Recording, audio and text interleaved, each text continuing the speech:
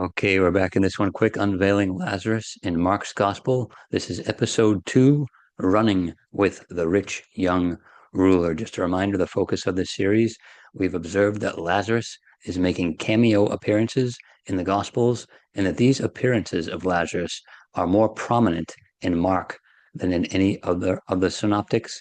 And why? This is because his friends Peter and Andrew want you to find him there in their Gospel. So I have a presupposition that Lazarus is the rich young ruler. And just so you know, I'm not crazy here. Many people have made this connection. We've actually talked about this on other videos, so I'm not going to make that the purpose of this video, but I am including a link in the description to Ellicott's commentary from BibleHub.com. Again, this is a respectable source of Bible commentary. That's in the description below, just to show you that we're not crazy here. This isn't fringe Christianity. A lot of people do believe that Lazarus is the rich young ruler. So let's get into our passage for today. This is the rich young ruler out of Mark 10:17. What is different about Mark's version of this story when compared to the other synoptics?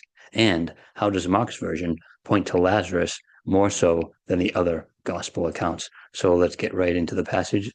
Here we go. Mark 10:17. Now, as he, Jesus, was going out on the road, one came running, knelt before him, and asked him, "Good teacher, what shall I do that I may inherit eternal life?" Here's a note here. Mark's gospel is the only gospel that says that the rich young ruler was running. And you might be thinking to yourself, a big deal. Okay, is this an insignificant detail, or is there something more behind its inclusion here? And since we're making this video, I think you know my opinion on it, and I think I'd like you to share my opinion on here. I don't think there's any small details that should be missed in the Bible here. So let's jump to the fourth gospel. We have the account of the empty tomb. It says here in the fourth gospel, chapter 20, Peter therefore went out, and the other disciple, and we believe that this is the beloved disciple, and they were going to the tomb. So they both ran together, and the other disciple outran Peter and came to the tomb first. And again, remember from our introduction video, our presupposition is that Lazarus is